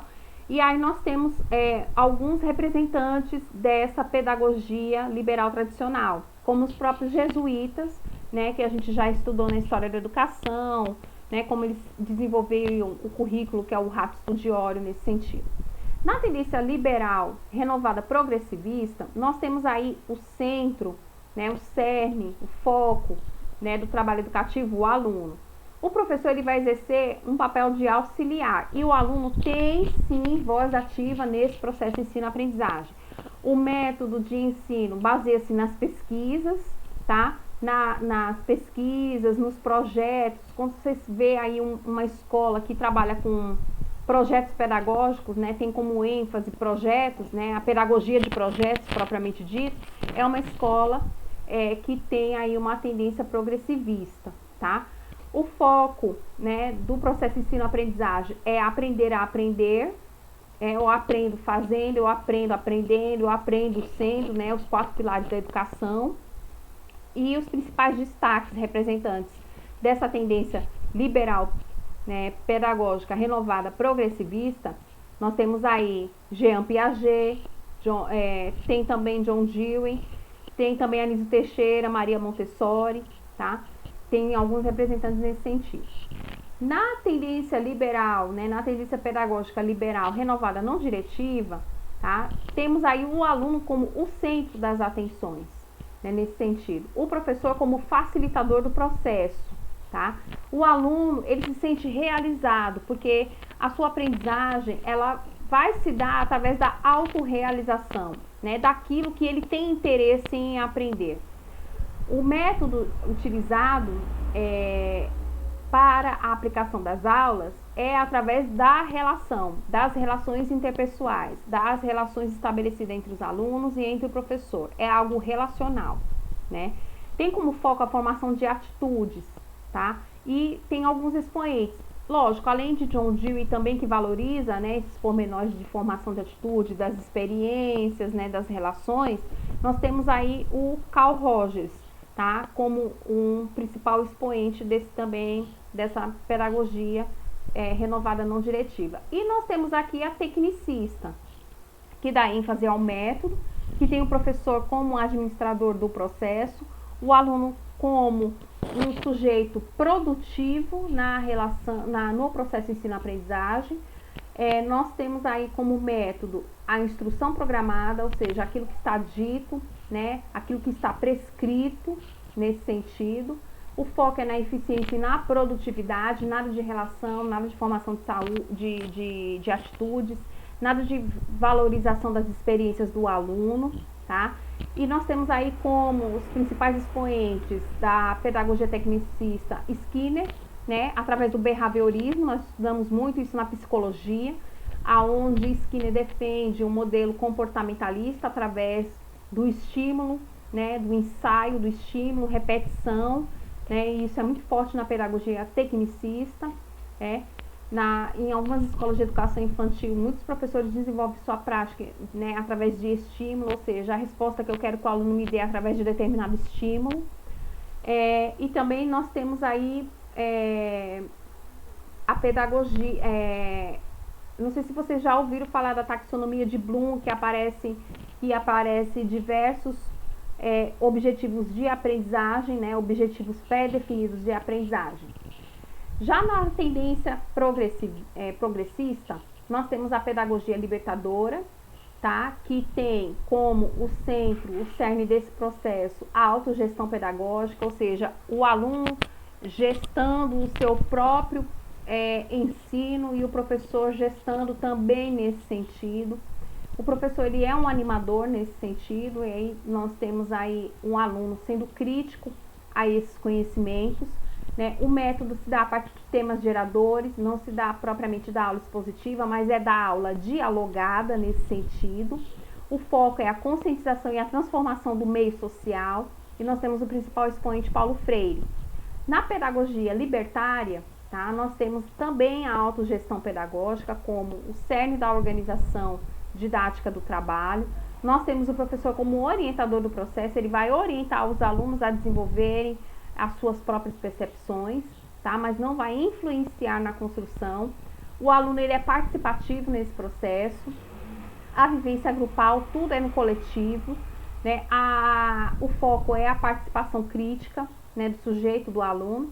E nós temos Freinet e Miguel Arroyo como os principais expoentes dessa pedagogia libertária, que não é tão difundida aqui no Brasil, né? Reforçando novamente. Na pedagogia progressista, nas tendências ainda progressistas, nós temos a pedagogia crítico-social dos conteúdos, que dá uma ênfase, né? Tem um centro da organização do processo, os conteúdos associados com os contextos sociais. O professor ele é um mediador do processo, o aluno ele é transformador do seu meio social, né? Dá uma ênfase muito grande na análise crítica dos conteúdos e como esses conteúdos transformam o meio social, em especial das lutas de classe. O conteúdo é vivo e indissociável da realidade, então esse tem que ser o foco do trabalho pedagógico do professor.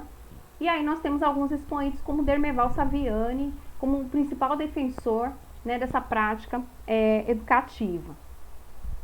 E aí, pessoal, nós vamos esclarecer aqui as atividades, tá? Em especial a atividade número 1, que é a atividade das tendências pedagógicas. O que essa atividade no ambiente virtual, né, solicita de nós, estudantes? Solicita que nós façamos a leitura dos materiais, em especial aqueles que tratam das tendências pedagógicas. E aí nós temos disponível, tá, lá no Google Sala de Aula, um livro do professor José Carlos Libânio, que é o livro Didática. E nós temos no AVA um capítulo, né, um artigo, um ensaio produzido pelo professor Libânio, mas de uma forma mais organizada e específica, que fala das tendências pedagógicas, né, relacionadas à prática educativa. Temos também no ambiente virtual um material didático produzido pelas professoras Cecília Queiroz e Filomena Moita. E na página 16 desse material didático, tá, das tendências pedagógicas, elas trazem um quadro sintético das tendências pedagógicas, tá, que é um resumo. E além disso, vocês vão precisar assistir um vídeo, tá, um vídeo que foi organizado pela Universidade Virtual Estadual de São Paulo, a Univesp, e nesse vídeo traz aí a realidade da professora Denise, uma professora de biologia que dá aula no ensino fundamental 2, e essa professora organizou uma sequência didática de um determinado assunto, e aí vocês são convidados a conhecer essa sequência didática dessa professora e analisar a aula dessa professora e identificar em diversos momentos da aula dessa professora e das análises que são tecidas, né, nesse vídeo, as tendências pedagógicas que são praticadas pela professora, tá? E em que momento você observa isso, qual é aquela tendência pedagógica e por que você acredita que a prática daquele momento da professora, né, se deu com base nessa tendência pedagógica. Você precisa justificar. E para isso vocês vão montar um texto dissertativo argumentativo que apresenta as tendências pedagógicas a partir da observação que vocês vão fazer desse vídeo da professora Denise, tá? Ela é uma professora da Rede Pública Estadual de São Paulo, foi escolhida uma escola X, com os alunos do 6º ano do ensino fundamental da disciplina de ciências, tá? E ali vocês vão ver como que se dá a contextualização da aula e como se dá a aplicação das tendências pedagógicas, e ali vocês vão observar verdadeiramente a salada das concepções pedagógicas, e vocês precisam identificar os ingredientes dessa salada, propriamente dito, tá ok? Bom, pessoal, eu me coloco aqui à disposição, se vocês têm dúvidas ou questionamentos, caso queiram colocar, estou aqui à disposição de vocês. Né, e trago aqui como uma citação final desse encontro, né, caro passado, grato por todas as missões, caro futuro, estou pronto, né? Então, a partir do momento que a gente concebe essas concepções, a gente deixa para trás aquele acadismo propriamente dito, né, do que a gente entendeu, né, e colocar em prática, né, aquilo que promove algo significativo na nossa prática. Então, a grande lição que a gente pode aprender dessa disciplina, né, da didática, é a ruptura de práticas arcaicas em prol de práticas exitosas. Então, eu coloco aqui à disposição de vocês para eventuais dúvidas, questionamentos, tá ok? Vocês podem colocar no chat do Google Meet, né, que é a plataforma interativa que nós estamos utilizando, né, ou abrir o microfone, fiquem à vontade para fazer as interações, né, do conteúdo. Eurides, fique à vontade também, tá bom? Para a gente fazer essas interações.